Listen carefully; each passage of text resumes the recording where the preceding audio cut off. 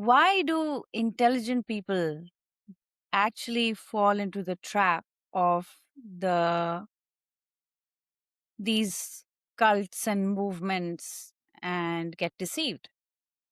Why do the most, like, people who are good, they get deceived by these spiritual traps? And it's not what you think. Actually, it's not what you think. I would say that the good people are the ones who are most sincere, are the ones who love God, are the ones who are desiring and choosing to go all in and trust. The people who are half in, half out, they are not going all in. They are on the fence. They haven't seen it all in order to actually know what is happening or what is not happening. They neither get results nor they actually get the truth. They don't get anything. So I wouldn't take it as a negative. But when people hear that someone involved in an unhealthy spiritual movement often ask, how could they not see it? Why didn't they leave sooner? You know? But after walking through my own spiritual journey, I've realized something. Spiritual deception rarely begins with deception. It usually begins with a sincere desire to know God. That's why some of the kindest, most intelligent, most spiritually hungry people can become vulnerable. So I want to explain this today. The biggest myth is that many people believe deception only happens to people who are weak or naive or unintelligent. I don't believe that's true. In fact, I think deception often targets people who are deeply committed to the truth. And because those people are willing to sacrifice, to serve, to surrender, to grow, that is when the opening starts happening. So in the beginning, it may look like they will like have the marketing or the way they campaign everything is like, this is for God, everything you're doing for God, and we're doing everything for God. And then suddenly when the decisions happen or decision making happen, it's nothing to do with God, it's everything to do with them. So you start seeing that dissonance. It is not in the early stages. You see it in much deeper, and later on, you're like, okay, their actions are not the same as their words. They are not practicing what they preach. My actually flip started happening because in the organization that I warned them because they were being coercive and controlling. And I will share the whole story. I'm not the meaning of the reason why I'm sharing this is because you understand. I have a very rich background and really intelligent person. My family also history is really good. I'm not like trying to be proud or anything. From a finance engineering background and now like into AI. So um it's not about lack of intelligence. It's about actually continuing to apply the intelligence so that I had the vision to get out of there. And I needed to know, actually, I have a 3 strike process, and this is for everyone. And I'm not like this guy, like unkind person trying to, find faults. No, this is how it happens. If it's not matching with core values, truthfulness, transparency, actions, meeting the words, they're out. So this is what I was saying. Like, I actually warned them that, because of your coercive control, I might take this to the authorities. The tables turned within seconds and they were in their fear. And I was like, wow, if this organization was teaching no fear and then suddenly they are fearful, that means their actions are not meeting their words or not, they are not actually applying what they teach. So that was also a waking up for me, continuing to people please. And I will also share what actually they were doing, but it's not the whole point. The whole point is to understand why good people fall into this trap. We mistake certainty for truth. Okay? Confidence is not the same as wisdom. Understand that.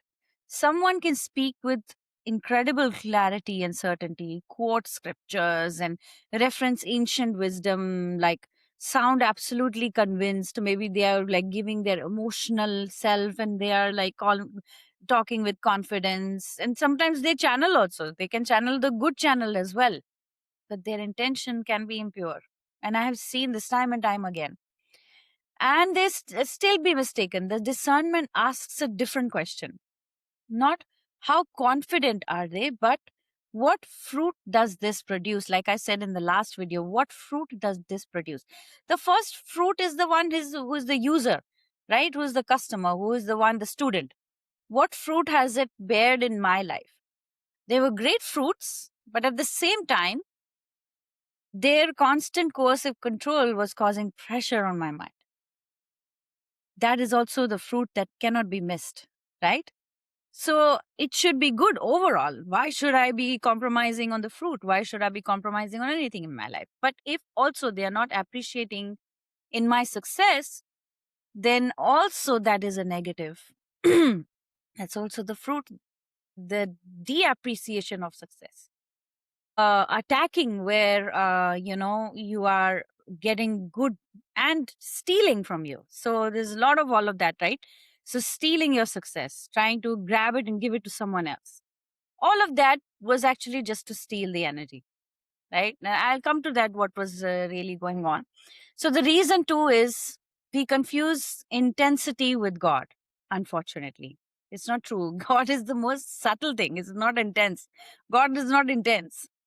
So powerful emotion, tears, I've seen, like they will just cry. Like I've passed through cults and I've seen the cult leaders, they'll cry, they'll be in tears, goosebumps and visions and synchronicities and 1111, the profound experiences can all be meaningful. Yeah, okay.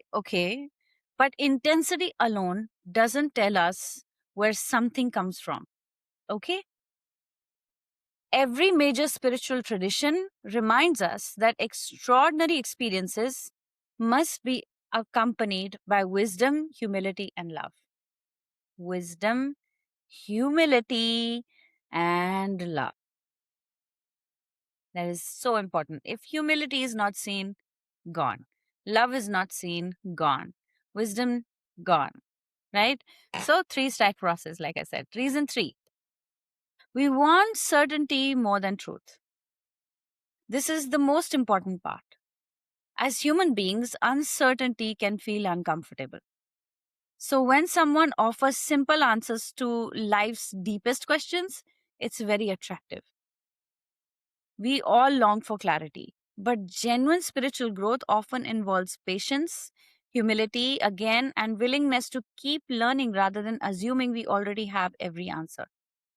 So, if they already say, no, this is how it is, this is how your soul is made, this is how, then you are just buying the certainty. Oh, they must be right.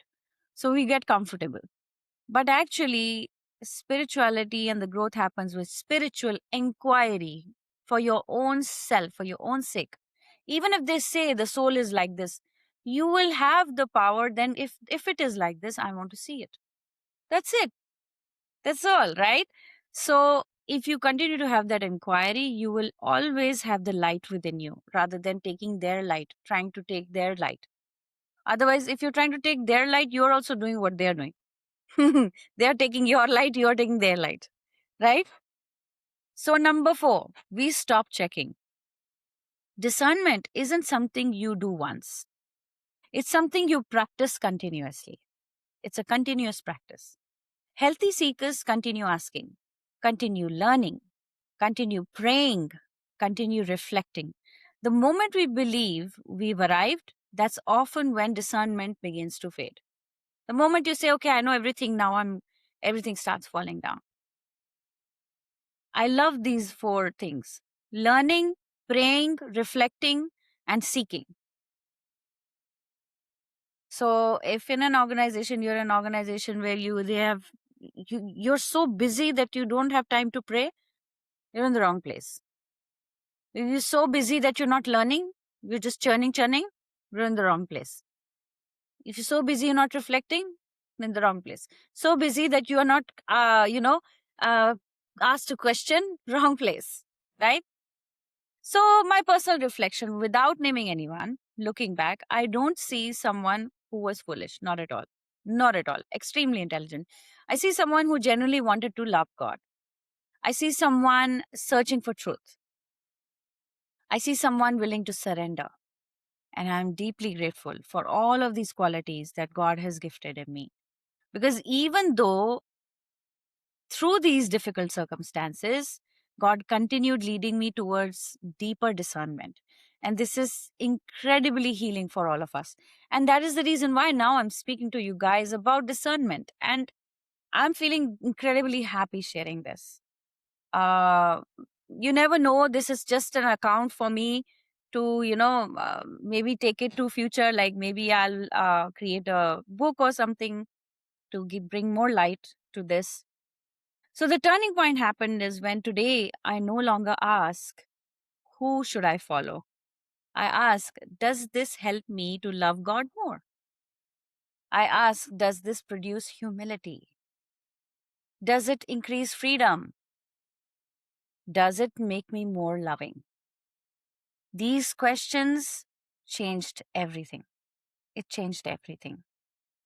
So if you've ever discovered that something you deeply believed wasn't what you thought it was, please don't lose hope. You are not disqualified.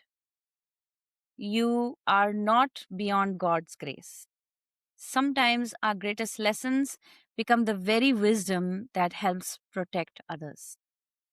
Our greatest lessons become the very wisdom that helps protect others. 100%. And that was probably whole time God's intention. Go in there, find out what it is, come back, report. And that's exactly what I'm doing. So, in our next video, we're going to explore something almost no one talks about. Can spiritual experiences be genuine, but our interpretation of them be wrong? Interesting. The conversation completely transformed the way I understand discernment, right? So, it's important to know that what you see is not always what it is. This is something Krishna and even in Bhagavad Gita it is said that the maximum deception is happening in the eyes. So don't believe everything you see. Everything, all your faculties have to come together to come to the truth. And study about the truth. And be a truth seeker rather than an intensity seeker, right? Because truth is God. And I love Carolyn Miss that way because Carolyn Miss says God is it's like a law. It's not just very loving dovey energy. Of course it is, but it's also law. So nobody can surpass it. Nobody can break it. Because it is unbreakable, it is the most certain thing. And that is what I love the most about God. All right. If you love this content, if you're enjoying, go check out other videos on this channel. If you want to encourage this kind of video, you can definitely go ahead and like the button, and I welcome you to subscribe it as well. All right. I'll see you in the next videos, guys. Take care. Bye.